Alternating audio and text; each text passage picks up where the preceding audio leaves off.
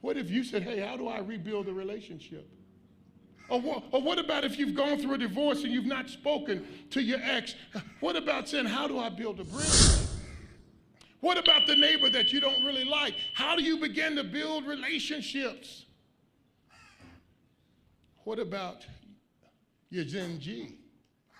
How do you build the bridge? You know, I have children. I have 5 children, 4 boys and 1 girl. What's fortunate is my 1 girl can beat up all of her brothers, but I have 5 children. And I remember last year coming to the prayer breakfast. And when my brother Earl and I got back home, we saw the Gen Z's frustration. And Earl asked, Rick, what do you think the problem is? What Gen Z is dying, and I'm talking because I have Gen Zs. They're dying to be loved. They're dying for a seat at the table. They're dying to be respected. And I won't ever forget when my boys were growing up, because sometimes as parents, we want our children to stay children all of their lives. But that's not the case with Gen Zers. Gen Zers have grown up, they've gone to college. Some of our Gen Zers are smarter than we are. I have a daughter, she's a doctor. Whenever I need advice on my health, I don't go to a hospital, I call my daughter. Whenever I want to invest my money, I don't go in and go to a bank, I call my son Caleb. When I need counseling and when I need therapy, no, I don't go to a psychologist, I go to my son Micah. Because all of my children have grown up. And they're no longer children. They're adults. And I had to learn to treat them like adults. And so when they graduated from college,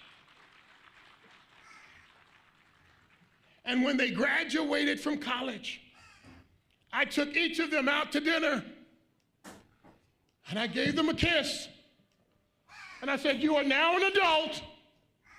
I expect you to make decisions like an adult. I don't have to go and live anywhere in your neighborhood. None of my kids live within 1,000 miles of where I live. But they all act like adults. And one of the most frustrating things that could happen to a Gen Zer is that you keep treating them like a child. And I got to tell you, I started praying for Kenya. Because, I work with young people. I mentor young people. I understand a little bit about their minds. And one of the things I prayed for is I said, here's my prayer. I said, Lord, I pray the adults would apologize to our Gen Zers.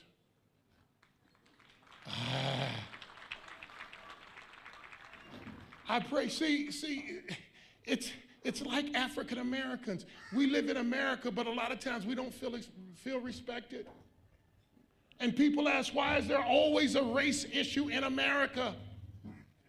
I can tell you why. Because no one's ever apologized. No one's ever said, I'm sorry for the horrific pain that you experienced. They've never done it in our history in this country.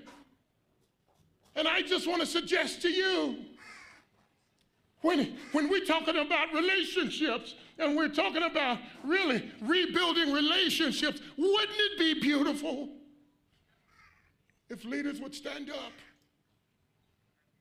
and say to our Gen Zs, we had you arrested. And we know that had to be traumatizing. And we're sorry.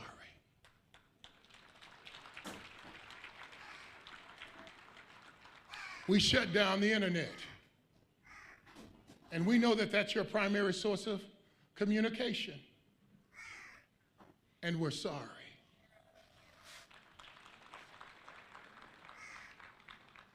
Now we want to bring you to the table so that you can have a voice, because you're no longer a child. You're an adult. And we want to begin to say, how do we begin to treat you like an adult? I won't ever forget the time, and I'm almost done. I won't ever forget the time when a guy gave me permission to be an adult. I was in the NFL, my first year in the NFL. We had a coach he was a German guy by the name of Marty Schottenheimer. And when I got to Cleveland, I would go in, and when I would see the head coach, Marty Schottenheimer, I would say, "Hey, how are you doing, Coach Schottenheimer?" And he looked back at me and he said, "I'm doing fine. How are you doing, Player Bolden?" And the next day I would see him and I said, "Well, Coach Schottenheimer," and he would say, "Okay, Player Bolden." And after about a week, I went to him and I said, "Why do you keep calling me Player Bolden?" He said, "Ricky, you're an adult now. You don't have to call me Mr. Schottenheimer. You don't have to call me Coach Schottenheimer. You can refer to me as Marty. That's my name. You are a man now. I expect you to act like a man." And that's what our Gen Zers are crying for.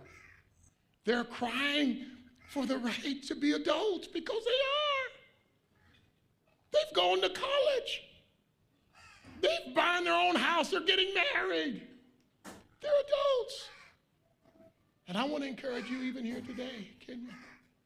I challenge you that when we start talking about rebuilding relationships, then the question is, how do we begin to rebuild the relationships with our Gen Zers? Because they love you, they care for you, they respect you, but they don't feel respected.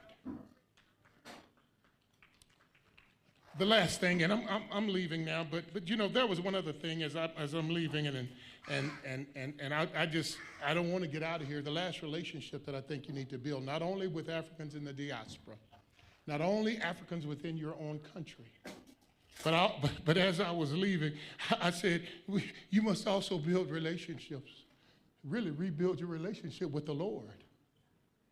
That is serious. Did you hear what this wonderful man, Nehemiah, said? Listen to what he said here. And I'm on my way out of here. You know, my time is up. Yep, my time is up. Let me tell you what he said here. This was so critical. He said, he says, "I also told them about the gracious hand of my God on me and what the king had said to me." Did you see that? When I read that, it blew my mind. Let me tell you how I interpreted that. As I take my seat, whenever people do that, they're really not getting ready to, yes, I am going to take my seat. But listen to what Nehemiah was saying. He said, "I spoke to the king, but the King of Kings had his hand on me." Oh, that's different. Because while he honored and respected the king, as you go forth, Kenya, there's a King of Kings. And what we desire more than anything is that the King of Kings places his hand on our lives. And when you have the hand of the King of Kings on your lives will be blessed, and Kenya will never be the same. God bless you. God keep you. Hello and welcome to Van TV Media.